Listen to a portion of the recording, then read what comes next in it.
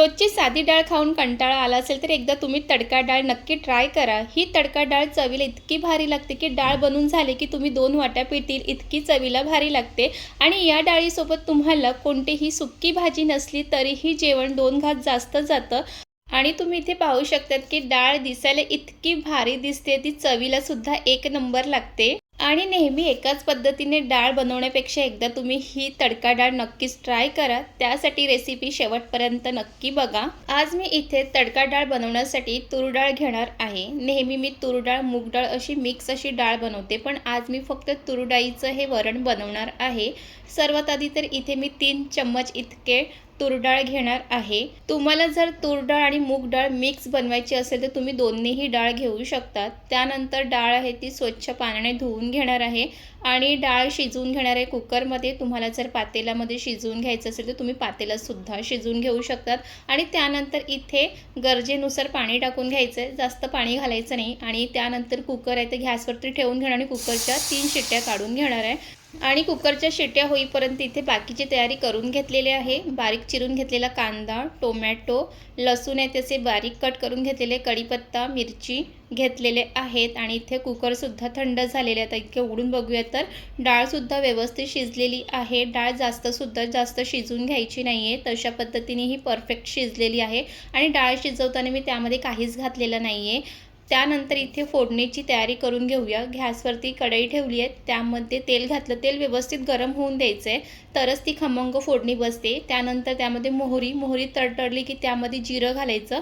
जिरं पण व्यवस्थित परतून झालं की मग कढीपत्ता घालायचं आहे। कढीपत्ता घातल्यानंतर ते सुद्धा छान परतून घ्या। आणि त्यासोबतच मग त्यामध्ये इथे मी लसूण आहे तसे बारीक कट करून घातलेले आहे। आणि त्यानंतर इथे जितकी तुम्हाला डाळ तिखट पाहिजे त्याप्रमाणे तुम्ही त्यामध्ये मिरच्या घालायच्यात। मिरच्यासुद्धा मी कट करून घेतलेल्या आहे। हे सगळं छान परतून झालं की त्यानंतर ह्यामध्ये बारीक चिरून घेतलेला कांदा घातलेला आहे आणि कांदासुद्धा छान असं परतून घ्यायचं आहे। कांद्याचा थोडासा रंग बदलला की त्यानंतर त्यामध्ये टोमॅटो घालणार आहे। आणि इथे तुम्ही पाहू शकतात की कांद्याचा रंगसुद्धा बदलायला सुरुवात झालेली आहे। त्यानंतर मग ह्यामध्ये बारीक चिरून घेतलेला टोमॅटो घातला आहे। इथे 2 टोमॅटो घेतलेला आहे आणि 1 कांदा घातलेला आहे। तो टोमॅटोसुद्धा छान असं परतून घ्यायचं आहे आणि टोमॅटो लवकर शिजावा त्यासाठी त्यामध्ये चवीप्रमाणे मीठ घालणार आहे आणि ते सुद्धा छान असं परतून घ्यायचं आहे। आणि त्यानंतर टोमॅटो व्यवस्थित शिजावा त्यासाठी वरून झाकणसुद्धा झाकून ठेवायचं आहे, कारण टोमॅटो छान शिजला की तरच त्याचा आंबटपणा मग डाळीमध्ये उतरतो। तर इथे टोमॅटोसुद्धा छान 2 मिनटं छान शिजवून घेतलेलं आहे आणि चमच्याने असं फोडूनसुद्धा घ्यायचं आहे। नेहमी आपण डाळ शिजवतानाच त्यामध्ये टोमॅटो घालतो, पण आज आपण फोडणीमध्ये हे टोमॅटो छान असं शिजवून घेणार आहे। त्यानंतर इथे पाहू शकतात की जे काही सगळं कांदा टोमॅटो घातलं आहे ते छान असं परतून झालेलं आहे। आणि त्यानंतर मग ह्यामध्ये हळद घालणार आहे।